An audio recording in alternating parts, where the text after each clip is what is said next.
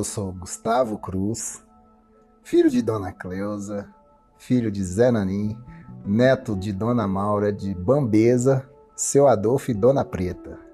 Meu nome é Yáscara, tenho 26 anos. Sou José Carlos, tenho 27 anos. Meu nome é Antônio Eduardo, tenho 22 anos. Meu nome é Isabela, tenho 23 anos, recentemente feitos, inclusive. Meu nome é Matheus Fernandes, gosto que me chamam de Ferce, né, minha persona aí. Tenho 28 anos. Sou, o idealizador, fundador e atualmente CEO do Instituto Minere. Hoje eu sou a responsável pelo comercial do Instituto Minere, pela organização dos cursos, por toda a questão de vendas. E sou analista de comunicação e redes sociais aqui no Instituto Minere. E aqui no Instituto Minere sou responsável pela experiência do usuário. E atualmente sou gerente de marketing aqui. E eu trabalho na parte administrativa do Minere. Tem pouquinho tempo, mas estou no administrativo junto com a Emily, né? E a gente faz essa parceria nós duas juntas. Eu sou nascido em Caeté, que é uma cidade do interior de Minas Gerais, né? É uma cidade que vem do período também da exploração do ouro em Minas, então já tem toda essa história, que teve também, né, o uso de força de trabalho escravizada. E é de lá que eu venho, né? De uma família simples, uma família muito humilde e de uma família que ninguém teve a oportunidade de estudar. Apesar de ter pessoas muito sábias, eu tenho uma avó que é indígena, né? Então ela que fazia os remédios, né? Então assim, a gente cresceu nesse ambiente, a gente teve uma ancestralidade muito forte também através do meu avô, do Bambeza, que era um cara, velho, assim, que trazia muito dessa cultura, né, negra pra gente, mesmo sem a gente saber o que estava acontecendo ali. Mas sabia gafieira, sabia samba, sabia de capoeira, sabia de tudo, né? E então assim, eu venho desse ambiente. Eu sou de Araçuaí, norte de Minas, Vale do Jequitinhonha. Então eu saí do interior do norte de Minas em busca de trabalho, estudo. Então eu vim em busca de melhorias de vida. E dentro dessa busca eu me encontrei aqui em vários mercados de trabalho, em várias oportunidades estudantis. Hoje eu estudo numa faculdade pública, trabalho no Instituto Minere e me sinto pertencente à comunidade do Instituto. Eu vim de Paraupebas, no Pará.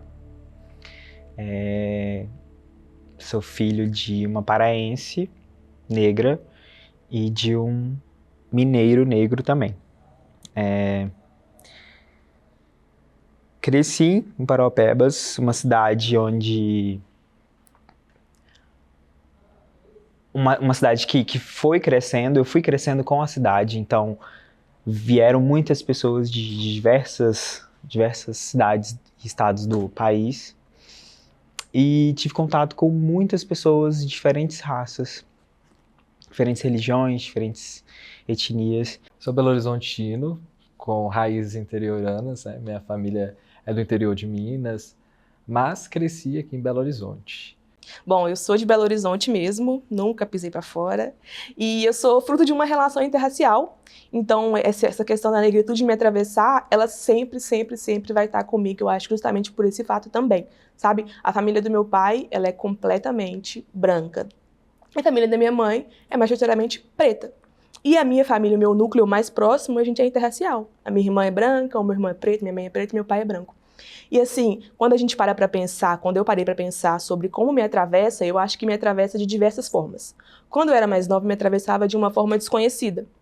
Porque eu via algumas situações acontecendo e eu não entendia, porque eu não tinha conhecimento, eu não sabia muito bem como é ser uma pessoa preta e como é se reconhecer. E algumas situações passavam batidos, porque como a gente não tem conhecimento, a gente acha que é uma coisa comum do cotidiano, essa condição de ser uma pessoa preta.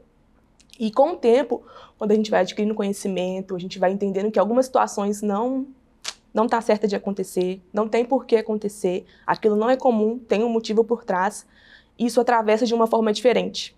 Atravessa como uma forma de conhecimento, como uma forma de... É como se fosse uma flecha que impulsionasse a gente para frente. Então, quando eu era mais nova, esse atravessar era algo que me parava e eu ficava parada no mesmo lugar. Quando eu fui crescendo, fui tendo conhecimento de algumas situações, de como eu sou, e do que eu represento, do que minha mãe representa, e isso virou como se fosse um impulsionamento para frente. Não foi algo que me atravessou e que me parava, não, me impulsionava a entender, não tá certa essa situação, não pode acontecer, a gente é muito mais do que isso que as pessoas falam. Isso eu acho uma pergunta curiosa. Eu não diria que a negritude em si me atravessou, ela sempre fez parte de mim. Eu diria que talvez o racismo tenha me atravessado em diversos cenários, em diversos momentos da minha vida. E tem outros pontos também que eu levo em consideração, né? Eu acho que o que é muito importante na vida de qualquer negro é quando ele toma consciência de que ele é negro. Eu tenho claro na minha mente, assim, o dia que eu entendi, foi numa sessão de terapia, mas que eu entendi das minhas dificuldades, eu entendi do porquê que eu sempre fui uma criança insegura, eu entendi a dificuldade em relacionamentos interraciais, muitas das vezes por parte do outro entender as suas inseguranças, enfim. Entendi diversos cenários da minha vida mesmo, sabe? Agora, a gente falar sobre negritude, né? Só para conceituar, a negritude é quando você já está afrocentrado, né? Quando você já reconhece e sabe ali daquela virtuosidade, né? Do que é ser negro e ser como, se comportar como, né?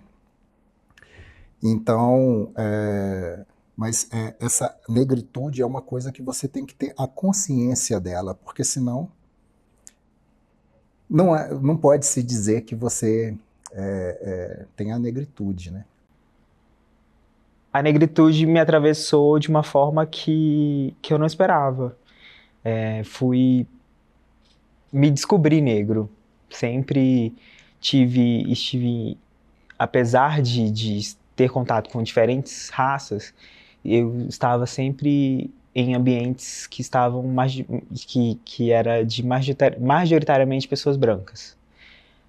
Sempre tive o privilégio de estudar em colégio particular, então acho que grande parte da minha escola eu estive com pessoas brancas e eu era um dos poucos negros na escola. Então, sempre fui colocado como...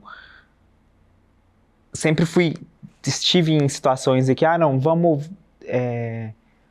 tentar deixar... não tem diferença, todo mundo é igual. E sempre cresci com isso. Até que descobri que não, a gente não sou igual. Não sou igual. Quando as pessoas falam que é igual, tentam colocar esse espaço de igualdade racial, elas apagam uma raça. Então, não é assim que funciona. Hoje eu tenho completa ciência disso. A negritude me atravessou de uma forma que eu não esperava. Então, voltando ao início da pergunta, me descobri negro. Me coloquei no lugar de pessoa negra. E hoje estou bem reconhecido com isso. Está tudo mais claro na minha cabeça hoje. Não foi fácil. Não foi fácil porque foi muita persistência. Então eu passei em praticamente mais de 5 universidades, mas não dava certo porque eu não tinha condição de entrar através do financeiro. Eu não conseguia morar em Diamantina. Eu estava saindo de Araçuaí para morar em Diamantina. Então existe também os cuidados por parte da minha mãe, então ela não me permitia isso. Eu consegui, a penúltima que eu consegui foi no Instituto Federal de Ribeirão das Neves, então não dava para mim ter essa logística e conseguir estudar numa faculdade pública, mas graças a Deus eu consegui passar na UENG, Universidade Estadual de Minas Gerais, e não foi um processo fácil também. Eu entrei através de um vestibular e foi muita persistência. No campo estudantil, sim, encontrei. Ainda assim que o movimento estudantil ele é um movimento não muito empoderado, mas eu consegui encontrar. No meio profissional, foi um processo bem custoso. Eu vim me encontrar agora que eu mudei de emprego recentemente, há 3 meses atrás. Então eu trabalhava numa outra instituição, numa outra empresa em que só tinha praticamente na gestão 3 pessoas negras à frente no cargo de gestão. E hoje eu olho para isso e eu vejo uma conquista. Eu vejo que eu abri mão de uma estabilidade que eu tinha num outro emprego, mas que hoje eu estou numa empresa, numa instituição no qual eu sou acolhida de portas abertas, tenho comunicação com todos e todo mundo se entende, a gente tem uma troca. E eu vejo que eu não estou sozinha também. Então, assim, na minha família já aconteceu diversas situações que, na hora que acontecia, era desconhecido, né? Então, por exemplo, a minha avó sempre tratou a gente de maneira diferente, eu e meu irmão, porque a gente é negro, sabe? Minha mãe é uma mulher preta. A minha mãe, uma vez, ela estava na casa da minha tia, e aí a minha tia falou que sumiu o dinheiro, todo mundo é branco, quem que levou a culpa? A minha tia chamou a polícia para minha mãe, não conseguiu provar que foi ela, porque realmente não foi. Quando aconteceu isso, a gente não entendeu. A minha mãe também deixou passar.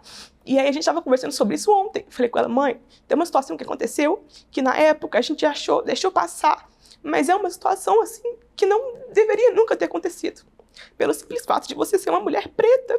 Eles falaram que você roubou um dinheiro, que você não roubou. A gente nunca precisou disso.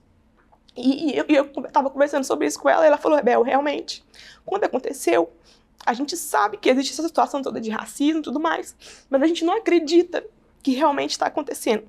Então, por isso que a gente deixa passar batido, a gente releva.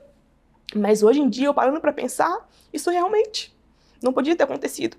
A minha avó sempre tratou a gente de maneira completamente diferente, sabe? Eu tenho outros primos que são brancos, enfim. E isso, agora, eu parando para pensar, dói muito. Sabe, na época não dava muita atenção, mas hoje dói muito pensar. Então eu sinto que a negritude hoje ela me atravessa como realmente uma forma de me impulsionar. De que eu não vou parar por causa disso, que eu não posso aceitar essa situação acontecer de jeito nenhum, não só comigo, mas de outras pessoas do meu ciclo. Se houver uma situação assim, não posso deixar que isso me atravesse de uma maneira que me pare. Mas não, uma maneira que me atravesse, que me impulsione para frente e que eu consiga combater isso, né, dentro das minhas possibilidades. Já passei por situações de discriminação. Até hoje eu entro no supermercado, eu entro numa loja, num shopping da vida e eu fico com receio de abrir a bolsa.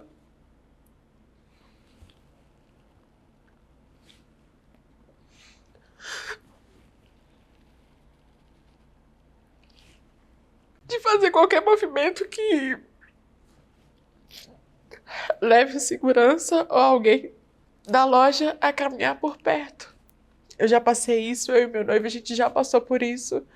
E com 26 anos, hoje eu consigo entrar nos lugares. Esse discurso de, bem, a gente está num lugar que tem... Grande parte das pessoas são negras. Hoje eu consigo ter esse diálogo com o meu noivo. Então, qualquer lugar que a gente vá, a gente repara, a gente percebe bastante. Então, é algo que hoje eu consigo... Eu tento andar de cabeça erguida. Não é fácil. Não é fácil. Você entra num supermercado plus, num supermercado prêmio da vida, num shopping luxuoso. Não é fácil. Para mim, não é fácil. Você não pode entrar com dois tipos de bolso, uma bagzinha, uma mochila, você não pode colocar a mão no bolso, você não pode entrar com um capacete. E é isso que a gente passa, é isso que eu passo. Eu sempre fui uma pessoa muito segura. E, por exemplo, na minha infância, eu buscava meu irmão na escola, sempre, e ele é 3 anos mais novo que eu, e eu sempre pedia a ele para comprar bala para mim. Eu ficava parado 3 quarteirões, falava com ele, vai lá e compra bala. Porque desde pequeno eu não conseguia entrar numa loja. Isso perpetuou na minha vida adulta.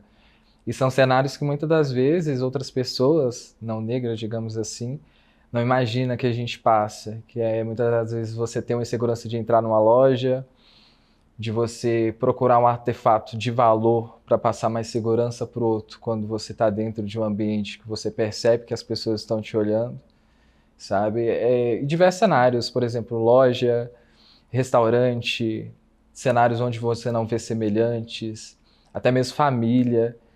Então, acho que esse conjunto, sabe, de situações, eu não diria que um em específico, mas esse conjunto, ele traz diversas sensações pra gente, que muitas das vezes a gente coloca a culpa em outras coisas. Talvez uma incapacitação, a gente se sente incapaz, mas a gente não volta a se olhar. E por isso que eu falo da consciência da nossa negritude e o porquê que isso é importante. Porque quando a gente entende isso, a gente consegue lidar com isso tudo com outro olhar. A gente consegue, até mais do que identificar, né? A gente consegue usar ferramentas aí que pode vir a nos ajudar e a lidar melhor, né, com essa estrutura, infelizmente, racista, socialmente falando, que a gente vive no cenário atual. Quando eu fui para o ensino médio, a cabeça da gente meio que dá um boom, dá uma mudada. E aí eu comecei a ver situações com outras pessoas que eram muito parecidas com a minha. Ou sei lá, só situações. E eu comecei a ver e comecei a enxergar, comecei a conviver com outras pessoas que realmente expunham, né, o que estava acontecendo, não deixava passar batido. Então foi quando eu fui para o ensino médio que minha cabeça virou a chave. Comecei a ter mais conhecimento, ter mais interesse nas coisas. Então foi nesse momento que a minha cabeça virou e falou, não é assim que as coisas funcionam, não é assim que a banda toca. Então, como muitas crianças, né, como muitas crianças que vêm de uma criação afrodescendente, muitas vezes ela não tem a educação necessária para reconhecer toda essa cultura afrodescendente que a compete, né? Então, você cresce, né, nesse ambiente que a gente conhece, que é um ambiente, que é uma cultura que sempre vai te colocar para baixo. Ponto. É assim. Quando você não tem uma educação, o teu pai e tua mãe, para te ensinar as coisas, ou quando você não está inserido em um contexto que tem uma vivência cultural afrodescendente adequada, que te ensine, você cresce perdido. Você cresce como esse sistema quer que você cresça, de cabeça baixa, sem reconhecer, né, suas raízes, sem reconhecer essa riqueza cultural que vem com essa consciência do que é ser negro, né? Então, eu fui descobrir, né, a negritude, eu fui descobrir tudo que está relacionado à vivência, né, do negro. Eu fui ter autoestima, já tinha 18 anos e fui descobrir isso com a capoeira. Mestre Calungué, em Ouro Preto, quem me ensinou. E isso aí foi uma liberdade na minha vida. Foi realmente uma transformação que ocorreu em minha vida a partir do momento que eu me reconheci como negro, né? E a partir do momento que eu comecei a entender e aproveitar, né, disso, a me reconhecer, a desenvolver a autoestima, e a partir desse momento foi só crescimento mesmo. Hoje eu tenho um filho de 8 anos que ele sabe tudo o que eu fui aprender com 18, com 20 anos. Então é uma coisa assim, não vou dizer que foi uma falha do meu pai e da minha mãe, não. Eles não tinham essa consciência. Eles não sabiam explicar, eles não sabiam ensinar, né, as riquezas culturais afrodescendentes. E hoje eu sei muito bem como educar meu filho, né, uma educação afrocentrada, e o moleque tá voando já, né, com 8 anos ele sabe tudo que eu fui aprender com 18, então é por aí. Eu era uma pessoa do interior do norte de Minas, de pais com um relacionamento interracial. E eu fui vivendo, fui passando por dificuldades, principalmente no interior. Fui passando pelas dificuldades aqui também na capital. E eu fui notando que, poxa, se aquela pessoa é pertencente àquele lugar, se a pessoa consegue chegar naquele lugar, eu também consigo chegar. E eu passei a me dar essa força. A minha tia também do interior, ela, assim, é negra, negra, negra, negra mesmo. E muito batalhadora, porque eu fui criada pela minha tia, que foi minha mãe de criação. Então ela me deu essa força e assim, eu tenho muito a agradecer. Muito a agradecer por tudo que eu passei. É dolorido, dói bastante. Às vezes você não quer sair porque você não se sente bem num lugar. Às vezes você está com vontade de ir num restaurante, mas você não quer ir porque você sabe como que é a galera, como que é o pessoal pertencente. Mas hoje eu sinto que eu tento me vencer a cada dia a todos esses desafios. E eu ligo o foda-se. E eu vou. Eu já passei por uma situação em uma loja onde eu vi uma pulseira. Eu estava com uma pulseira de prata. E eu e meu noivo, a gente chegou em frente a essa loja para olhar. Só que antes da gente chegar para olhar, tinha um outro casal. O outro casal chegou, se aproximou da vitrine. A pessoa que estava na loja convidou eles para entrar. Deu um apoio, deu uma atenção. E quando a gente chegou, tô até tremendo por dentro. Quando a gente chegou próximo a essa vitrine, a gente não recebeu nenhuma atenção. Ninguém nos convidou para entrar, ninguém perguntou, ninguém deu boa tarde. Olha lá, vamos entrar, vamos conhecer qual produto que você gostou. Quando aconteceu isso, eu fiquei bastante irritada, bem irritada. E foi a primeira vez que eu me posicionei em frente a uma loja. E como que eu me posicionei? Quem é você? Como que eu me posicionei? Eu falei, gostei daquela pulseira, eu vou entrar. E assim, eu tava com uma sandália de dedo, uma roupa comum, usual mesmo, no shopping. Eu peguei e entrei junto com o meu noivo na loja e falei, olha, boa tarde, eu quero aquela pulseira, por favor, eu gostaria de experimentar. E eu fui bem incisiva no que eu quis dizer, e eu não quis trazer grosseria de forma alguma para quem estava me atendendo. Eu quis me posicionar naquele momento, que eu era igual a qualquer pessoa que aparecesse ali na vitrine. Qualquer pessoa. Então, a gente não foi muito bem atendido nessa loja também. Então, mediante a tudo que começou lá no início, quando a gente se interessou pelo produto e a gente não foi muito bem atendido, a gente viu uma comparação ali, a gente não comprou o produto também. Não compramos. E depois disso, foi o marco que eu posso dizer assim, hoje eu me posiciono em qualquer situação. Em qualquer situação de discriminação, qualquer situação que venha me incomodar, que venha gerar um desconforto para mim. Com o meu cabelo, com a minha cor, com a roupa que eu estou vestida, se eu tenho ou não condições, se eu estou bem vestida, que passa a impressão se eu tenho condições de pagar aquilo ou não. Então, essa foi uma situação que eu passei a me posicionar fortemente. Eu passei esse tempo, né, entre infância e adolescência meio que perdido. Tentando me encontrar, né, não me aceitando como eu era, como eu sou. E quando eu consegui me encontrar, a partir do momento que eu consegui me enxergar e me ver e comportar, né, como negro e enfatizar essa parte, foi realmente uma outra vida, né? Foi um grito de liberdade. E a partir desse momento aí, muita coisa mudou para melhor na minha vida. Quanto mais cedo, né, a criança aprende a se valorizar, né, quanto mais cedo ela tem a consciência, né, do que é ser negro e saber se posicionar, saber se defender e ter a autoestima, cara, isso aí é fundamental para o desenvolvimento humano, né?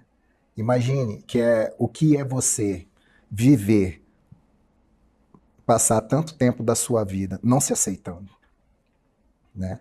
Quando você podia estar com a tua mente em outra coisa, uma agenda mais positiva, do que ficar buscando essas respostas, né, para questões que afligem, né, o teu ser. né, de forma negativa, que é o que a gente mais vê acontecer, né? Então, assim, é por falta de conhecimento mesmo, por falta de conhecimento, né? Eu sempre tive em salas de aula, assim, com crianças com poder aquisitivo muito maior que o meu, ou seja, sempre tive em salas de aula, porque era por nota, né? Então, apesar de vir de uma família pobre, eu estudava com as crianças de famílias de filhos de engenheiro e tal. Então, assim, aquele tempo inteiro ali, né, eu ficava tentando ser aceito, né, cara? Era o negro ali dentro da sala ali de aula e tal. E assim, eu cresci por um bom tempo, assim, né, com essas coisas na cabeça. Eu gostava de assistir a Olimpíada, né, porque sempre os negão ganhavam ali tudo e tal. E no resto do tempo, né, era o tempo inteiro, tomando na cabeça, né, o que a sociedade faz com os negros, né. Então, enfim, o meu filho recentemente, não, tem uns 2 anos que ele virou para mim e falou: papai, eu queria que o meu cabelo fosse liso. Aí eu falei: ó, tá na hora de intensificar aí a educação afrocentrada desse moleque, né? E aí eu falei para ele assim, que foi até uma coisa que eu ouvi do Lázaro, né? Eu falei: ô Jordan, seu cabelo é lindo. Olha só como seu cabelo parece uma coroa de um rei. Aí na hora ele brilhou os olhos assim. No outro dia o cabelo dele já estava pro alto mesmo, né? E aí eu botei ele na capoeira, hoje a gente faz capoeira junto e tal. E ele tem uma educação afrocentrada pelo convívio que tem comigo. Eu posso fazer isso por ele, que foi uma coisa que meu pai e minha mãe não conseguiram fazer por mim, não porque eles não quiseram, é porque realmente eles não tinham essa conscientização. Meu pai era mestre de bateria de escola de samba, meu pai nunca me ensinou a tocar percussão, né? E minha mãe também, assim, não dá para julgar essas pessoas, né? Elas passaram por situações muito piores do que eu passei. E hoje eu vejo que você conseguir essas informações sobre a cultura, sobre essa representatividade, sobre tudo o que compete, né, ao afrocentrismo, você consegue a informação de uma maneira mais fácil, né? Então, hoje tá bem melhor para você educar o teu filho do que alguns anos atrás. Meu pai era uma pessoa preta e minha mãe uma pessoa branca, então um relacionamento interracial, todas as complexidades que um relacionamento interracial tem. E o meu ciclo sempre foi rodeado de pessoas pretas. Rodeado, assim, minhas melhores amigas, depois que eu fui pra faculdade também. Mas me importar com a prática de ser uma pessoa antirracista, ela veio com 19, 20 anos. Quando eu estava, né, num lugar de privilégio, que é a universidade no Brasil, onde a gente teve um trabalho que a gente teria que fazer uma campanha de combate ao racismo interno, né, na faculdade. Essa campanha ia rodar o campus. Então foi ali que eu parei e falei: cara, eu preciso estudar isso aqui, eu vivi isso aqui. Meu pai era uma pessoa preta, né? Tinha 2 anos que eu tinha, 1 ano e pouquinho que eu tinha perdido meu pai quando eu entrei na faculdade. E eu fui fazendo essas conexões, como que a minha vida foi atravessada pelo racismo, por meu pai ser uma pessoa preta, pelo meu pai ser uma pessoa que começou a trabalhar com 12 anos de idade, pelo meu pai ser uma pessoa que não tinha 5ª série, pelo meu pai ser uma pessoa que teve um trabalho braçal durante muitos anos da vida dele, e inclusive o sonho dele era aposentar com 65 anos. E assim que ele aposentou, ele descobriu um câncer e, né, em 2 anos ele faleceu. Então, ele conseguiu viver o sonho dele, mas depois de muitos anos no trabalho, acredito que análogo à escravidão, em alguns cenários. Então, foi na faculdade que eu consegui conectar em como que a ausência dele, né, a ausência dele na minha vida, foi porque ele era uma pessoa preta e ele precisava ser a pessoa que bancava a casa. E que as oportunidades para ele não chegavam. As oportunidades para ele não chegaram. De se capacitar, de estudar, né? Então, ser uma pessoa que tinha uma escrita limitada, de ter uma leitura limitada. Então, eu acho que mesmo tarde, né, eu ter tido essa consciência fez com que eu parasse para pensar e que eu falasse, cara, eu preciso fazer coisas ao meu redor, eu preciso entender, eu preciso fortalecer as pessoas que estão comigo, porque, cara, quem fortalece isso são as pessoas brancas, né?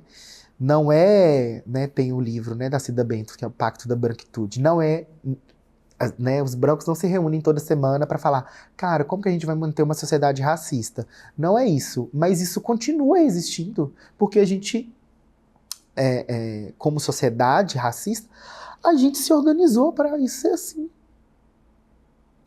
E quem tem que romper isso não são as pessoas pretas, são as pessoas brancas. As pessoas brancas que precisam, ou não pretas, né, também, precisam parar. E isso só acontece se a gente estudar. É só se a gente parar para se dedicar ao assunto, parar para ler, parar para ouvir artistas pretos, consumir arte preta, cinema, para a gente sair da nossa zona de conforto, porque é uma zona muito confortável. A sociedade está estruturada para ser assim. E ele está aqui no topo, e ele vai sair desse lugar de privilégio. Ele precisa sair, não pode mais continuar assim. Então é o que eu provoco muito no meu ciclo de pessoas brancas. Sempre trago muita reflexão, porque a gente precisa parar com isso. E é a gente que precisa parar com isso, né? A gente não pode depositar essas responsabilidades na pessoa preta me ensinar sobre racismo. Ela não tem que me apresentar nada. Ela não tem essa responsabilidade de educação. Nenhuma. Então a gente precisa fazer isso, e é algo que eu acredito que é a saída mesmo, é se educar, né? Como qualquer outra pauta, ela tem que estar presente em todas as esferas, principalmente no ensino básico e público. A gente tem que ser incentivado a ler artistas, a autores e autoras pretas, ouvir música preta, assistir histórias de pessoas pretas, enfim, contratar pessoas pretas, e reforçar o nosso compromisso com essas pessoas, porque só a gente que vai romper isso. Eu falo que a arte, ela me ajudou a entender que eu não sou o único, que outras pessoas também passam por isso, independente da classe social. Se você é preto, em algum grau você vai sofrer, infelizmente, o racismo. Então a arte me ajudou muito a entender isso, entender que eu não estou sozinho. E no geral, eu acho que o que me ajudou foi eu mesmo. A terapia também me ajudou bastante. Mas eu falo que eu mesmo, a forma com que eu lidei, sabe? Eu ter me abraçado e eu ter entendido que o problema não está em mim, está na sociedade. O contato com a arte, ela me fez abrir essa chave para a negritude, ter contato com artistas pretos, com música preta, com arte preta, enfim. Ainda é um processo de descoberta, porque às vezes eu me pego pensando, poxa, eu acho que eu não curto, não ouço tanto artistas pretos quanto eu acho que deveria. Isso sempre me ocorre algumas vezes. Eu sempre curti cultura pop, E, e comecei a ouvir artistas que cantavam sobre, e isso foi aflorando mais na minha cabeça, foi desenvolvendo, fui me identificando, fui colocando dentro de caixinhas, tirando de caixinhas e colocando em outras. Já houveram situações de exclusão, de apelidos, que muitas vezes passaram batido, muitas vezes mesmo. Eu diria que grande parte da minha infância, eu acho que eu levei isso para um lado, tipo assim, brincadeira, é assim mesmo. Não tive, no início da minha infância, eu não tive esse reconhecimento, né? E aí, com o tempo, como eu falei, fui descobrindo a negritude em mim e fui cortando, rejeitando, assumindo meu espaço. Então, hoje, com a ajuda de muitas coisas, muitas pessoas, artistas, meus amigos, meus colegas de trabalho, hoje eu, sabe, tenho um entendimento muito maior sobre quem eu sou, sobre o que eu quero, sobre o meu posicionamento, desde estar dentro de um ambiente, chegar num ambiente e reconhecer quem que tá ali, se tem pessoas pretas, se não tem, se as pessoas pretas que estão nesse ambiente, qual é o papel delas, o que elas estão fazendo ali. Desde consumir arte também, tenho algumas preferências hoje, consigo identificar, reconhecer, apreciar, dar valor. No trabalho também. Então vamos contextualizar, né? Falando de mineração e de educação também, certo? Na mineração, você vê, são dados, né? Não dá para eu trazer esses dados aqui agora. Mas na mineração você vê a quantidade de negros que estão trabalhando nas minas, certo? São muitos. Trabalhando ali no que a gente chama de chão de fábrica. Em compensação, né, vamos dizer que é a maioria trabalhando na operação das mineradoras. É a maioria. É negro. Em compensação, nos cargos de poder de decisão, você quase não vê. Você quase não vê. Nos cargos de, por exemplo, diretoria, você quase não vê. Presidente de mineração, nunca vi. Então, os dados mostram, né, que alguma coisa muito intrigante acontece. Porque quem move a mineração, desde o período colonial, quem move a mineração no Brasil, a mão de obra, o braço forte que faz a extração dos minérios, são negros. Mas esses negros não participam das decisões. Eles não estão em posição de decidir até o que é melhor para eles mesmos. Essa é a situação do negro na mineração no Brasil. Os dados estão aí. É só os dados e o visual, né?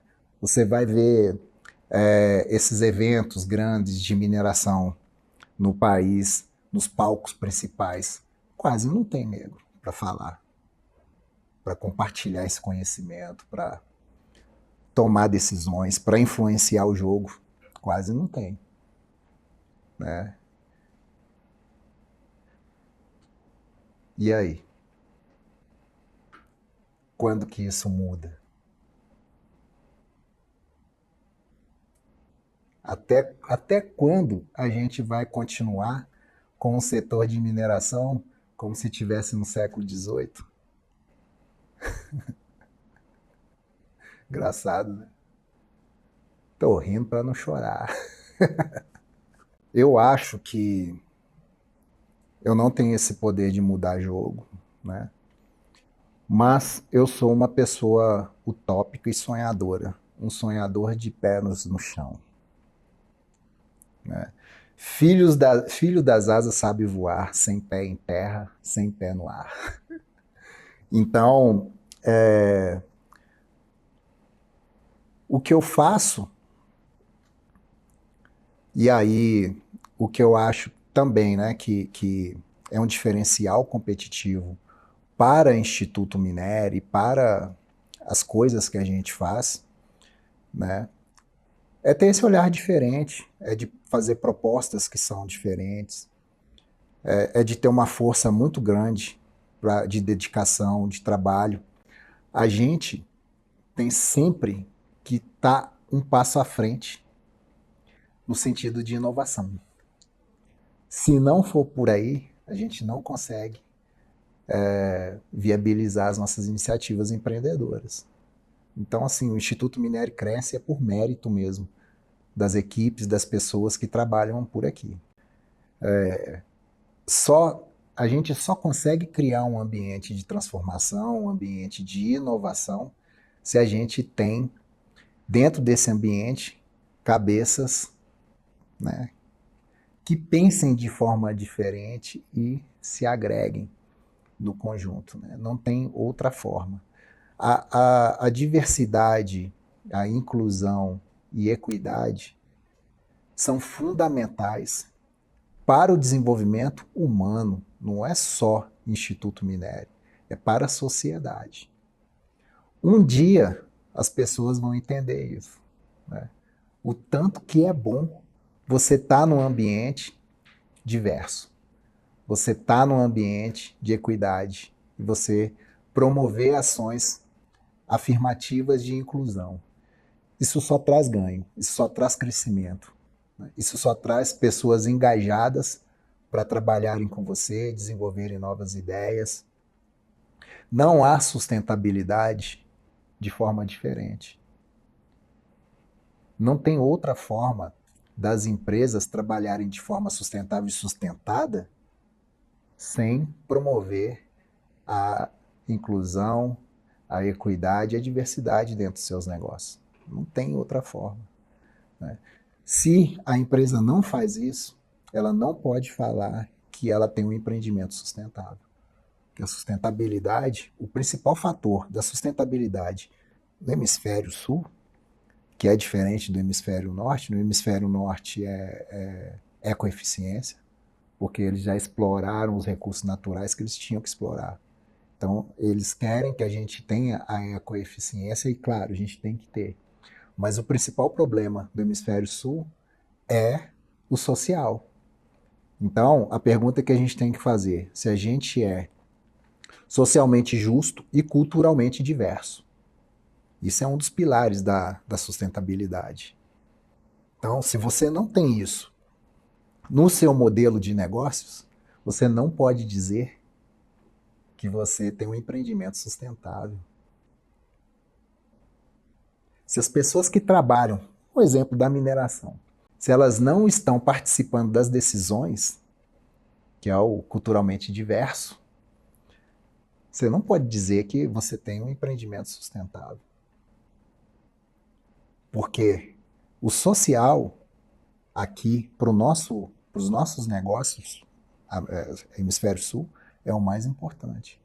Você cria ambientes artificiais se você não implementa a inclusão. E aí fica, né, aquela questão, quer ficar se enganando? Quer enganar quem? O que a gente mais vê as empresas fazerem é o chamado greenwashing e o brownwashing. Hoje eu acho que as empresas estão com um peso, uma responsabilidade muito grande, que é organizar a diversidade dentro dos espaços. Eu acredito que é uma pauta que, infelizmente, o ensino público traz de uma forma muito rasa e pensa muito no lugar de igualdade, né, e não de equidade, não traz a diversidade. E eu acho que isso acaba formando pessoas que não se preocupam com as pautas que, né, deveriam se preocupar, né, pensando em diversidade de raça, cor e gênero. Então as empresas hoje, eu acho que elas têm um desafio muito grande nas mãos e que elas precisam de ajuda. Eu acho que especialistas em diversidade são importantíssimos nesses processos, porque muitas empresas não têm diversidade dentro delas. Então, como construir um ambiente diverso, ações que fomentam e reforçam se o ambiente não é diverso. E eu acredito que as mudanças organizacionais de impacto são de cima para baixo.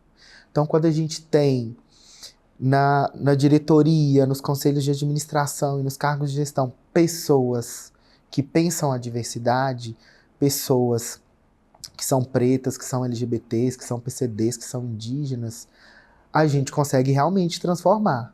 Porque se a gente pensa, infelizmente, eu acho que é a maioria dos casos, que é o de baixo para cima, que quem faz essa movimentação, pelo que eu vejo, são as pessoas que vivem isso.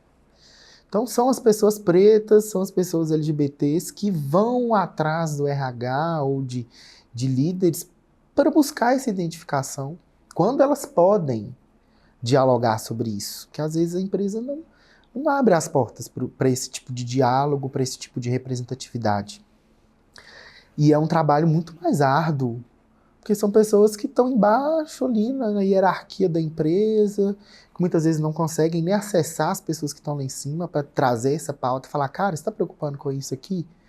Porque a realidade é outra aqui embaixo. Quando a gente pensa numa busca, né, pela representatividade, de baixo para cima, é muito mais difícil. Quando alguém está lá em cima já fazendo isso, a gente que está, né, dentro desse guarda-chuva, a gente se sente representado e a gente passa a colher, né?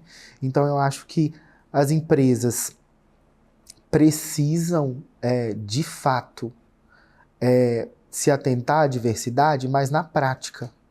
Se a gente está discutindo diversidade, esse ciclo aqui é diverso? Porque já começa por aí. Se esse ciclo aqui não é diverso, para onde que a gente está indo? Para qual diversidade que a gente está construindo? Claro que a gente tem muita coisa para se trabalhar na diversidade e é difícil a gente abraçar a princípio todo mundo, mas se alguém provoca isso, tá, olha para o lado. Alguém nessa mesa que está tomando decisão é uma pessoa preta? Não. Então a gente que tem responsabilidade sobre as pessoas que estão faltando aqui. É difícil. É difícil porque, por causa assim, até do meu perfil, né? Eu não tenho um perfil administrador. Eu tenho um perfil de profissional mais criativo. Entretanto,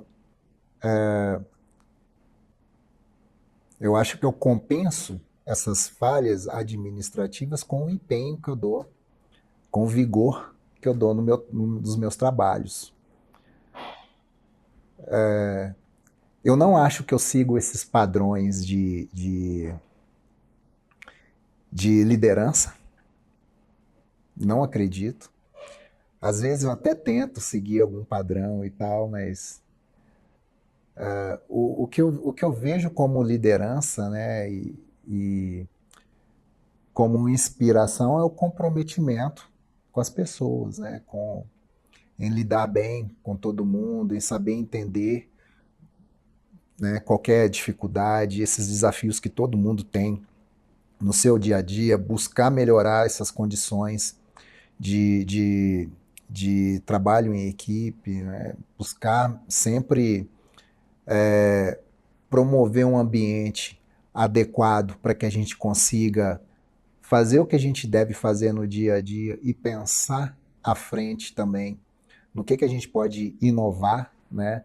Em usar a criatividade, em dar liberdade, acima de tudo, para todo mundo que está junto com a gente nas iniciativas nossas. Então, é isso, eu não me preocupo, apesar que todos dizem que o ideal é você representar, né? Mas eu não represento. Eu sou eu mesmo e eu tento compartilhar o máximo com todo mundo. Eu tento sempre entregar um sorriso, sempre entregar um bom astral. Eu tento engajar todos nos trabalhos que a gente faz, nas iniciativas que a gente tem, nas ideias que a gente desenvolve e no propósito que a gente tem dentro dos negócios que a gente desenvolve. Mas eu não consigo ser aquela liderança padrão do jeito que a galera do mindset quer. Mas vamos lá, vamos inspirar as pessoas aí, né? Com bom astral, com sorrisos, com criatividade, né? E dedicação. Eu acho, não tenho certeza, que todos os dias quando eu entro aqui e ao ver pessoas pretas trabalhando comigo, primeiro, um grandíssimo privilégio diante de tudo que eu já passei, dos lugares que eu já passei, enfim, mas eu vejo, uma colega uma vez falou, não vou lembrar exatamente como parafrasear, mas é honrar o passado para construir o futuro. E é isso que eu vejo aqui, porque eu honro muito a pessoa que meu pai foi e eu vejo ele todos os dias aqui, com as pessoas que estão aqui, porque o meu pai não teve a oportunidade que as pessoas que estão aqui comigo hoje têm, né, de acessar a faculdade, até de concluir o ensino médio. Então, eu vejo que, claro que ele me acompanha em todas as esferas da minha vida, mas eu acho que eu vejo ele hoje aqui, comigo, assim, em vocês que estão aqui trabalhando comigo, porque quantas pessoas não tiveram essa oportunidade, né, de ter um ambiente onde elas se sentem representadas e acolhidas, né, e ter um CEO, uma pessoa preta. Então, tipo assim, cara, pensando numa sociedade racista, é só a gente ver os dados, é um baita privilégio o espaço que a gente tá. Nossa, eu acho o máximo. Eu acho o máximo porque eu nunca tive essa experiência de trabalhar num lugar que as pessoas, não só questão de racial, mas de outros ciclos também, a gente tá quase como se fosse na mesma prateleira, a gente tem as vivências parecidas, a gente consegue compartilhar algo que vai me acrescentar. Então, pra mim, assim, é muito bom, muito bom, muito bom. Eu falo pra todo mundo que na minha empresa tem várias pessoas pretas, tem gay, tem bissexual, tem tudo que você imaginar. E é muito bom, porque a gente não tá habituado, né? Então, às vezes a gente tá num lugar que não tem pessoas assim, a gente fica meio receoso de contar as situações, a gente fica chateado com as coisas que a gente escuta, que as pessoas simplesmente soltam. Então, para mim, é fantástico trabalhar numa empresa assim. Eu acho que contribui muito, muito, e é muito positivo isso, porque engaja muito a gente, encoraja muito a gente a seguir, porque a gente sabe que tem outras pessoas que vão estar apoiando com a gente, que sentem a mesma dor que a gente sente. Então, para mim, assim, é fantástico e muito encorajador trabalhar num local assim, onde tem pessoas que vão uma segurar do meu braço aqui, outra vai segurar aqui, e a gente vai seguindo essa caminhada junto. Desde ter um CEO preto até ver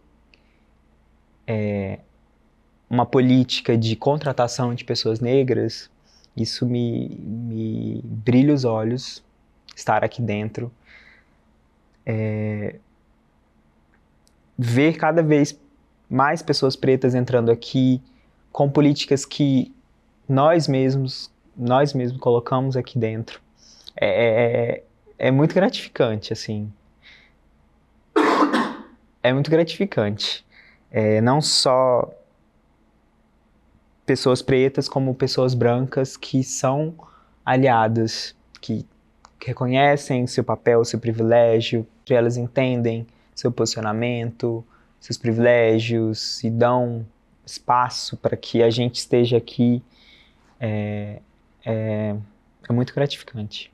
Bom, como eu falei no início, cada dia mais eu aprendo novas coisas, vejo, tenho novos artistas para ouvir, ouvindo novas vivências, novas experiências, tendo mais um senso de coletividade. Eu diria que é diferente e é até novo para mim, porque eu nunca tinha trabalhado numa empresa que acolhe assim tão bem. Trazendo como experiências passadas, ao contrário disso, eu já sofri muito racismo em empresa, desvalorização, enfim, olhares, perdi oportunidades por questões raciais. Então, é muito gratificante e é muito confortável. Quando a gente entra em um ambiente que a gente vê um semelhante, a gente vê nele uma força. E é engraçado a forma com que a gente se acolhe. Eu não consigo nem escrever assim, mas quando tem 2 negros, por exemplo, eu posso não conhecer a pessoa e o restante ali são pessoas brancas, digamos assim, você vai buscar um jeito de estar mais próximo daquele semelhante. Aquilo te fortalece ou te deixa confortável, sabe? Então eu acho que é uma corrente mesmo de fortalecimento aí que a gente tem, sabe? Segurança é a palavra. Conforto também é a palavra.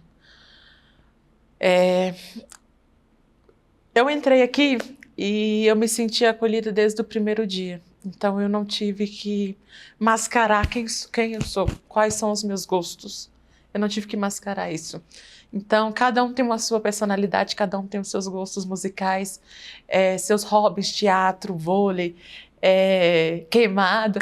Cada um tem os seus hobbies. E aqui eu fui muito bem acolhida quanto a isso. Então eu me sinto em casa, eu me sinto pertencente. Eu sinto que é uma oportunidade também. Voltando no que eu falei, eu tinha uma outra experiência que tinha 3 pessoas à frente que não era nem 1% da gestão, assim, formadas por pessoas negras e mulheres, tá? Então, hoje eu me sinto pertencente, é um ambiente que me deixa confiante, que me deixa tranquila, que me traz qualidade de vida, que eu não tenho que me preocupar com a roupa que eu tenho que sair para vestir, para vir trabalhar. Eu não tenho que me preocupar com o meu cabelo, se eu vou pentear ele, se eu vou lavar ele. Eu não tenho que me preocupar com isso. Eu não tenho que me preocupar com a minha tonalidade também. Então, eu me sinto realmente pertencente. É uma oportunidade que me faz ser forte. Me faz ser forte. E me faz levar esse discurso, me faz levar a minha história, o que eu já passei, para outras pessoas. Nem todo mundo vai acreditar, mas eu estou falando que eu passei. E com propriedade eu posso dizer isso, porque só quem já passou sabe. Só quem tem uma oportunidade de fazer diferente num ambiente que é acolhedor sabe. Então, hoje o Instituto ele contribui, ele só reforça o meu posicionamento diante das experiências que eu já tive ao longo da vida. Ele reforça o meu contato com todas as pessoas, independente de raça, de crença, de diversidade, só reforça. E eu me sinto pertencente, eu me sinto eu sinto que eu tenho que contribuir também, sabe? É como se fosse uma escola. Eu estou sendo formada aqui dentro e a partir do momento que eu saio da porta para fora, eu vou para a faculdade, eu vou para uma comemoração, eu tenho a minha história, eu sei o que eu posso reforçar. Eu tenho mais propriedade ainda para poder falar. O conforto que eu tenho. E quem eu sou, que é o mais importante também. Só reforça essa luta diária que eu tenho, que as pessoas como eu têm. Só reforça que você não tem que se sentir para baixo, você não tem que se sentir menosprezado, não. Só reforça que eu sou uma pessoa igual a qualquer outra pessoa. Eu posso, eu posso sentar, chegar no melhor restaurante, eu posso viajar para o melhor lugar, eu posso estudar numa universidade pública, passando por cotas, não por cotas, fazendo vestibular ou não. Conquistas. O Instituto Minério está fazendo 10 anos, fez 10 anos esse ano. É uma grande conquista. Uma excelente conquista. Imagine, né? Uma empresa que nasceu do nada. Na verdade, né, quando eu criei o Instituto Minério, eu tinha uma dívida, né? Eu criei o Instituto Minério, e o Instituto Minério só foi possível porque ninguém sabia mexer com marketing digital, na época que o Instituto Minério foi criado. Então, isso viabilizou os negócios, né? A startup se consolidar. Então, 10 anos de Instituto Minério nessa situação, sobrevivendo a uma pandemia do jeito que foi, né? E aí, por que sobreviveu? Né? Porque tinha um belo plano de transformação digital antes da pandemia acontecer. Já estava no plano de negócio. Então, inovação. Inovação. Essa foi uma grande conquista, né? Inclusive, durante todo o período de tempo, né, do Instituto Minério, sempre teve gente que se aproximou para querer prejudicar, para querer lucrar de alguma forma com isso. Então, sobreviver a essas sabotagens também foi uma grande conquista. Desafio, né? Fazer, né, criar esse ambiente culturalmente diverso, de inclusão, criar um ambiente bom de trabalho para as pessoas é uma grande conquista. Eu sempre digo assim que o que eu espero ter como empreendimento é um lugar onde as pessoas se sintam bem mesmo, porque se não for para isso, eu prefiro não ter um empreendimento, né? Então, isso também é uma boa conquista. Atingir países fora do Brasil, hoje a gente faz treinamentos com muitos outros países, como os países africanos de língua portuguesa, também foi uma grande conquista. Conseguir chegar no Brasil inteiro foi uma grande conquista. Não ficar dependendo, né, de seja quem for, né, sem depender de política, sem depender de indicação, sem depender de empresas, é uma grande conquista também e mostra como que a gente está preparado para lidar com as incertezas de mercado. Então, assim, eu acho que a Instituto Minério é uma empresa que merecia bons estudos aí, porque conseguiu passar, né, por grandes desafios e superar esses desafios e com grandes propósitos, né, em mente. E estamos aí. E vamos que vamos. Obrigado, Gustavo. Obrigado por acreditar em você mesmo desde o início e principalmente acreditar na gente e em ter trazer as suas experiências, a sua ótica para o trabalho, para contratar pessoas pretas, para trazer novas formas de identificação aqui dentro. É muito gratificante ter você como um líder, ter você enquanto pessoa preta aqui dentro. Muito obrigado. Você é foda e continua com sua persistência. Desde a minha entrevista, eu ouvi de você mesmo, falando até de questão racial, falando para mim, né, de forma específica, que isso é algo presente na nossa vida e que a gente tem que aprender a lidar com isso. E você é a prova viva disso, né? Olha onde você tá, o que você faz, só continua. Bora produzir, você vai longe. Gustavo, um beijo pra você. Sua história é inspiradora, inspiradora, inspiradora. Do mesmo jeito que você me chama de negona, vou te chamar de negão. Agradecer pela oportunidade em trabalhar numa empresa no qual eu sou vista, eu sou quem eu sou, o nosso CEO é quem ele é, as demais pessoas são quem elas são e a gente se sente, assim, de forma acolhida. Eu sou muito acolhida, eu sou quem eu sou e, gente, é algo extraordinário, é algo que, se todas as empresas tivessem pessoas, amigas, como as que eu estou colhendo aqui, seria magnífico. Então, eu agradeço pela oportunidade, Gustavo.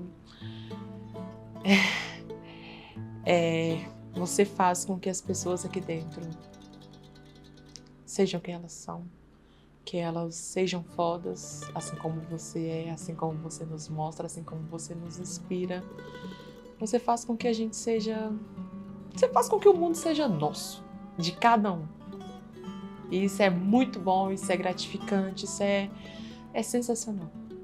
Eu sou muito grata pela oportunidade, estou contente, estou feliz, sou muito bem acolhida aqui dentro, tá? Obrigada. Gustavo, nossa história já é longa, né? Tô muito tempo aqui com você, de indas e vindas, mas eu acredito que os encontros da vida, eles são sempre intencionais, né? A gente não está nos lugares por nada, né? Então, estar com você, estar com toda a sua história, todo o seu conhecimento, toda a sua força, né? Diante de tudo que você já passou também, né? Então, você ser essa pessoa forte, guerreira, carismática, inspiradora, essa energia se dissipa aqui.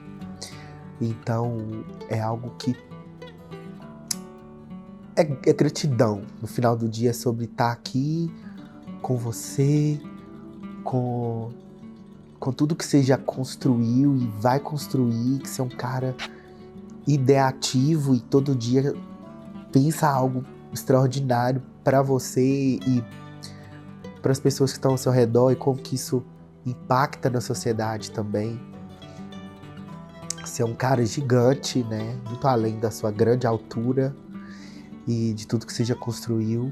Então, obrigado mesmo, muito obrigado por esse espaço que você construiu para nós e que ainda, né, a gente vai construir muita coisa junto.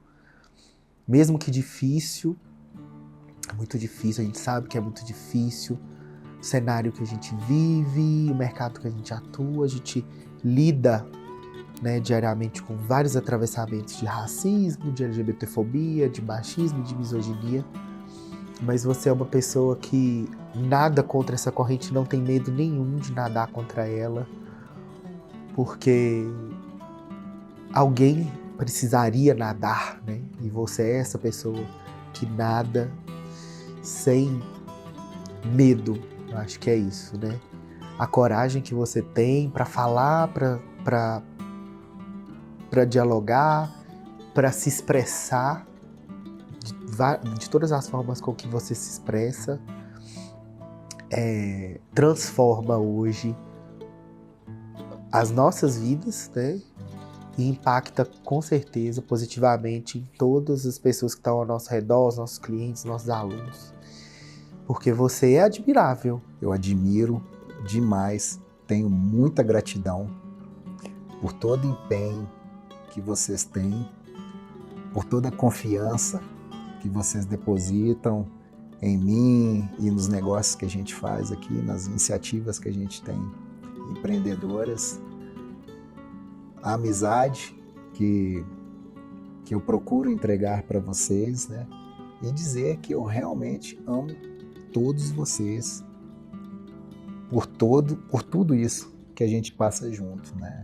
Que é esse sentimento de admiração, de reconhecimento, de lealdade, de respeito e de vida, escrevivências que a gente tem feito juntos.